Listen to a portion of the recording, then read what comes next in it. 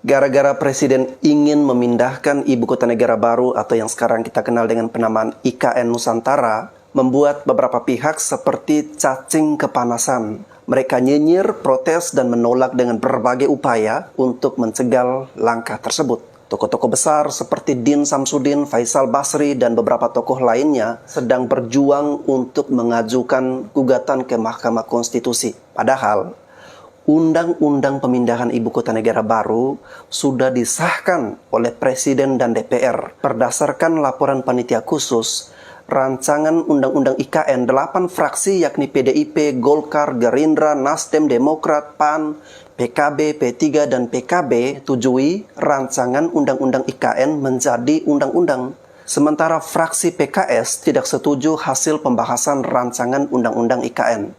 Walaupun hanya PKS yang tidak setuju, mereka kalah suara mayoritas. Artinya rancangan Undang-Undang IKN sudah disetujui dan disahkan oleh DPR kita. Proses pengesahan rancangan Undang-Undang IKN menjadi Undang-Undang IKN yang terkesan mulus tersebut mendapatkan sorotan dari berbagai pihak, termasuk diantaranya aktivis Nico Silalahi. Nico pun memberikan komentar pedas lewat akun Twitternya merespon upaya pemindahan ibu kota ke Kabupaten Penajam Pasir Utara. Nico Silalahi memerintahkan Presiden Jokowi segera keluar atau angkat kaki dari Jakarta.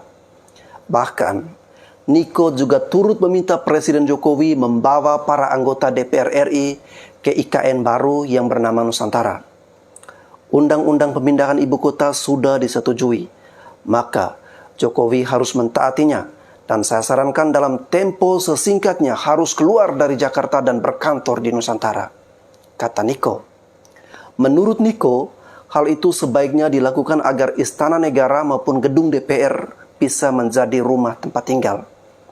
Biar Istana Negara dan gedung DPR RI kami bikin rumah tinggal, kata Nico. Sementara di cuitan yang berbeda, Nico mengatakan, pemindahan ibu kota sama artinya dengan memindahkan permasalahan tanpa solusi. Nico dengan sok bijaknya menjelaskan dengan cukup menohok apa masalah yang tengah dihadapi Indonesia saat ini. Masalah bangsa ini sebenarnya hanyalah jurang kesenjangan yang begitu dalam antara si kaya dan si miskin. Sehingga keadilan hanya milik kaum kaya dan kaum miskin cuma numpang sekedar hidup di negeri ini. Begitu kata Nico. Orang seperti Nico ini adalah termasuk orang-orang yang tidak ingin Indonesia mengalami kemajuan atau perubahan. Pemikiran mereka sangat primitif, sehingga tidak mampu melihat dengan jernih masa depan bangsa dan negara. Nico mengatakan bahwa pemindahan ibu kota sama artinya dengan pemindahan masalah tanpa solusi. Nico keliru. Justru dengan pemindahan ibu kota negara baru, Pak Jokowi ingin mengatasi berbagai masalah kesenjangan selama ini. Jika Nico meyakini masalah bangsa ini sebenarnya hanyalah jurang kesenjangan yang begitu dalam antara si kaya dan si miskin, nah, justru inilah momen yang tepat bagi Presiden untuk memindahkan ibu kota baru untuk menghilangkan masalah yang dimaksudkan Nico. Kesenjangan selama ini karena semua pusat perekonomian masih Jawa sentris.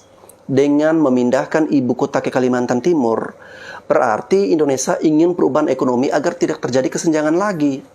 Pemindahan ibu kota negara ke luar Jawa akan mendorong perdagangan antar wilayah di Indonesia, di antaranya perdagangan di dalam provinsi ibu kota baru. Lebih dari 50% wilayah Indonesia akan merasakan peningkatan arus perdagangan jika ibu kota negara dipindahkan ke provinsi yang memiliki konektivitas dengan provinsi lain yang lebih baik. Daerah-daerah lain di Indonesia bisa mendapatkan kesempatan untuk mengalami kemajuan ekonomi yang tentu saja dapat mengurangi kesenjangan antar wilayah. Pemindahan ibu kota negara juga akan mendorong investasi di provinsi ibu kota baru dan sekitarnya. Di samping itu, dalam jangka pendek, proses pemindahan ibu kota baru juga akan meningkatkan perdagangan antar wilayah. Ini dikarenakan proses pembangunan ibu kota baru tersebut membutuhkan suplai material dan barang ke Provinsi Kalimantan Timur yang mengakibatkan peningkatan perdagangan. Salah satu wilayah yang berpotensi akan meningkat adalah Sulawesi Selatan, di mana daerah tersebut memiliki produksi semen yang dibutuhkan dalam pembangunan ibu kota. Semoga dengan penjelasan singkat ini, pemikiran Niko dapat lebih terbuka. Sebelum pemikiran Niko terbuka, terlebih dahulu Niko harus membersihkan hatinya yang sudah terlanjur penuh dengan kedengkian dan kebencian. Karena hati yang bersih akan mudah dan terbuka untuk menerima semua masukan. Salam untuk Niko, kembalilah ke jalan yang benar. Saya Bastian Sebo, sekian dan terima kasih.